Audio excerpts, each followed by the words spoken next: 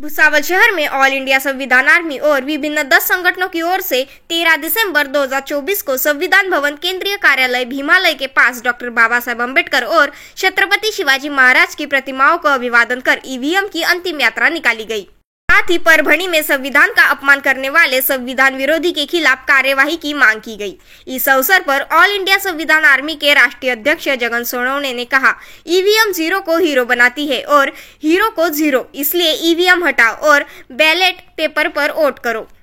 और कहा कि राहुल गांधी, सोनिया गांधी और वरिष्ठ नेता शरद पवार, उद्धव ठाकरे और वामन मेश्राम ने ईवीएम हटाने के खिलाफ जो आंदोलन शुरू किया है वह सही है और जब तक ईवीएम नहीं हटेगा और बैलेट पेपर पर चुनाव नहीं होंगे तब तक हम कोई चुनाव नहीं लड़ेंगे। इस अवसर पर जगन सोनवणे के नेतृत्व में राकेश बग्गन, प्रफुल्ल इंगोले, अजी मोहम्मद जावेद और ग्राम पंचायत सदस्य सुनील ठाकुर, गजानन चराटे, गौरव इंगले, प्रदीप सुरडकर, भूषण सोनवणे, नीलेश सोनवणे समेत विभिन्न 10 संगठनों के पदाधिकारी व कार्यकर्ता बड़ी संख्या में उपस्थित थे।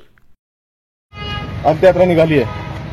आज भुसावळ या ठिकाणी ऑल इंडिया संविधान आर्मीच्या वतीने व विविध 10 संघटनांच्या वतीने संविधान निर्माते बोधिसत्व परमपूज्य डॉक्टर बाबासाहेब आंबेडकर आणि छत्रपती शिवबांना वंदन करून आज आम्ही ईव्हीएमची प्रेत यात्रा या ठिकाणी काढलेली आहे।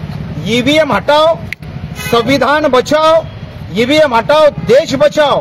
आणि त्याचबरोबर या ठिकाणी परभणीमध्ये जी संविधानाच्या विटंबना करण्यात आलेली आहे, या संविधानाची विटंबना करणाऱ्या संविधान द्रोह्यांना, या देशद्रोह्यांना या ठिकाणी फाशी सजा झाली पाहिजे। म्हणून या ठिकाणी जे आहे यानंतर ईव्हीएम हटवून बॅलेट पेपरवरतीच मतदान घेतलं पाहिजे। कारण राहुलजी गांधी, सोनियाजी गांधी आणि त्याचबरोबर ज्येष्ठ नेते शरदचंद्रजी पवार आणि महाराष्ट्रातल्या आणि देशातल्या संपूर्ण देशात आग लागलेली आहे, महाराष्ट्रात आग लागलेली आहे की या ठिकाणी ईव्हीएम जे आहे या ठिकाणी हिरोला झिरो करण्याचं काम करतं आणि झिरोला हिरो करण्याचं काम या ठिकाणी ईव्हीएम करतो। 7-7 सभा आमच्या होतात, हजारोंच्या संख्येने लोक या ठिकाणी सभेमध्ये येतात आणि मात्र मतदान या ठिकाणी जे आहे या ठिकाणी ईव्हीएम मध्ये कुठे दिसत नाही आणि ईव्हीएम मुळे जे आहे ईव्हीएमचे आमदार होतात।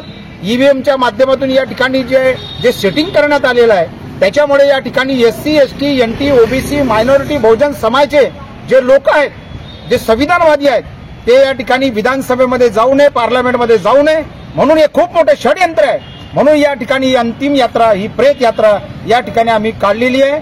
जोपर्यंत या ठिकाणी ईव्हीएम हटवून बॅलेट पेपर येत नाही तोपर्यंत आम्ही या ठिकाणी निवडणुका लढवणार नाही, असं या ठिकाणी आम्ही निर्धार आणि संकल्प करून या ठिकाणी ईव्हीएमची होळी करतोय। आणि परभणीमध्ये ज्यांनी या ठिकाणी संविधानाचा विटंबना केली त्यांची या ठिकाणी त्या संविधान द्रोह्यांची, देशद्रोह्यांची देखील आम्ही या ठिकाणी आता होळी करतोय।